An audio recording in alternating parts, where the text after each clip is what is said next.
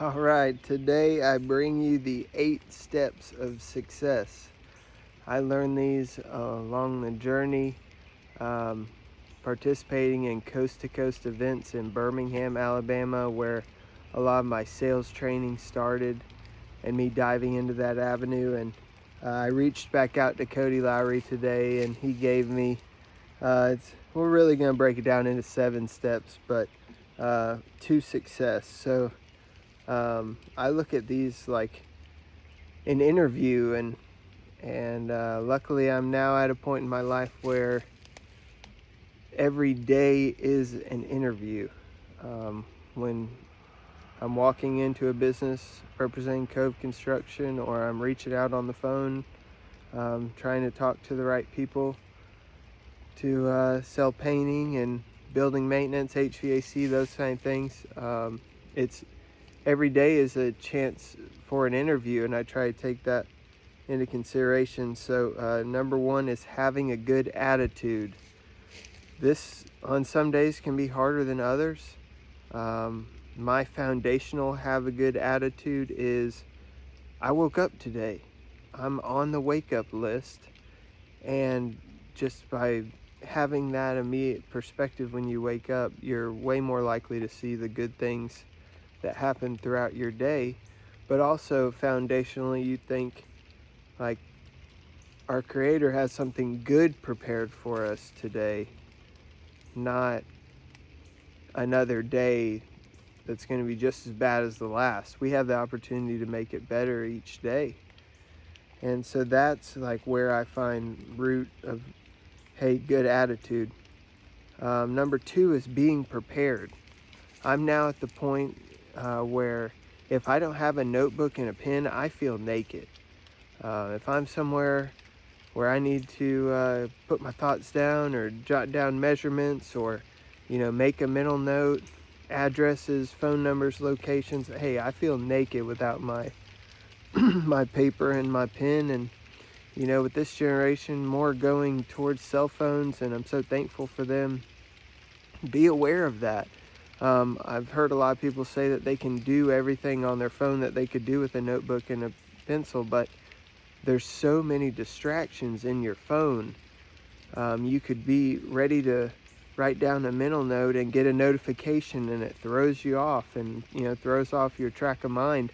Also be aware how it looks. You go to somewhere and you say, oh, I'll just take the notes on my phone. A client, the first time you meet them and they see you on the job site and you're just on your phone, that doesn't look like work. It looks like play. And so being mindful of that. Now, taking a phone call is different. I mean, it's a play-by-play scenario, but just be mindful of that, like a notebook and a pen, and being able to have that raw, tangible, write it down, manual in front of you. So be prepared. That also, showing up on time. That's something in my life that I've always struggled with, of like being 15 minutes late. And I'm still diagnosing that every day. I feel like it comes from different avenues of why I'm running late. But that's part of being prepared. Working a full day, or long enough to hit your goals. So a lot of times the fulfillment at the end of the day, it comes from knowing that you put in a full work or a hard day's work. For me, in my position at Cove Construction, I found out that daily is 10 outbound phone calls.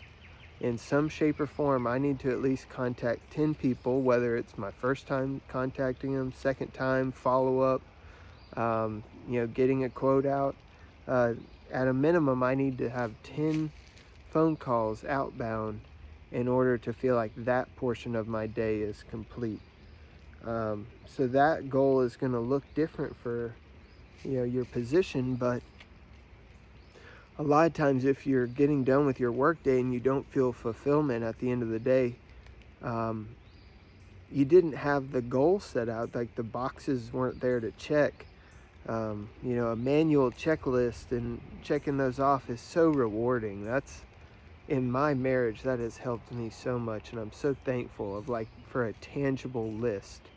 Now, sometimes that tangible list looks rough, and it causes me to kind of have trouble, because I'm like, well, there's 3 things on the list that should have already been checked off by now. So, um, you know, tangent, but working a full day, working your territory correctly. I think it's important that, you're getting in front of the person that wants to buy what you want, and also knowing who your clientele is.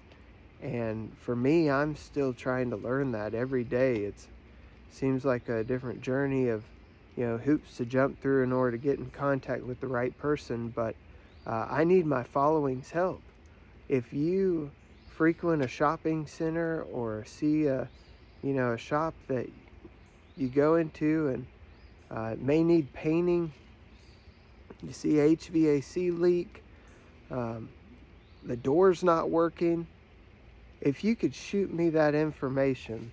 A lot of times in a big shopping center, there's at least one vacant space, and they will have a sign out stating the real estate agent's name, but it'll also have the company they work for, and a lot of times they'll have a property manager that I can get in contact with to try to, help them improve the space.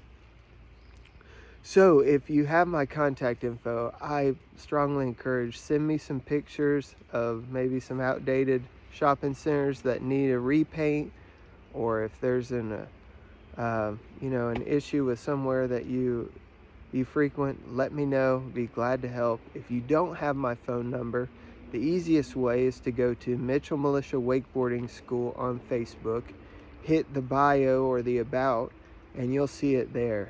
Reach out anytime, text, phone call, all is encouraged.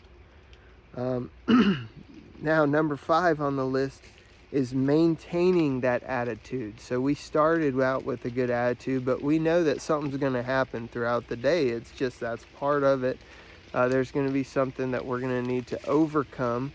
Maybe it's, it starts raining in the middle of your video and you have to start speaking louder.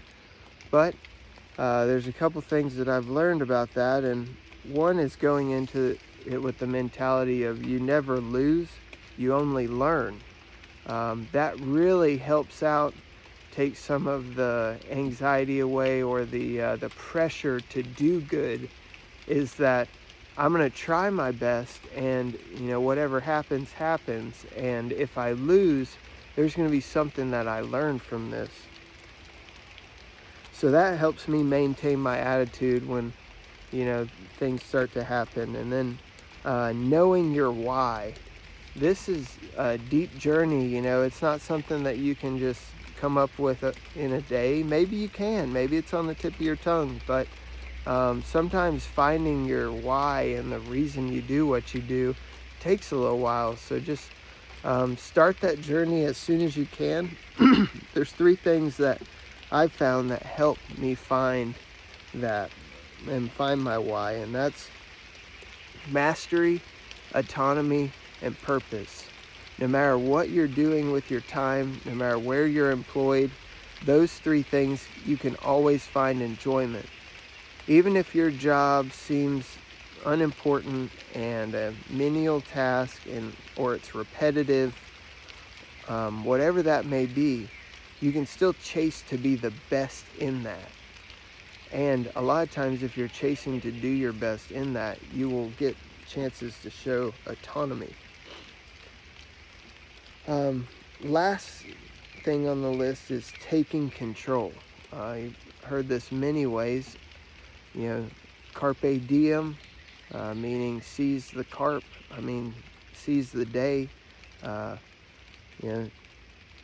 Maybe a fishing reference for you, maybe not. Start. Take that action. Maybe it's an action of just following me in this journey, and hopefully it'll motivate you to do something outside of your comfort zone. So want to end with a verse of peace. It's John 14:27. Says, Jesus is speaking. He says, peace I leave with you, my peace I give to you. Not as the world gives, do I give to you. Let not your hearts be troubled, neither let them be afraid.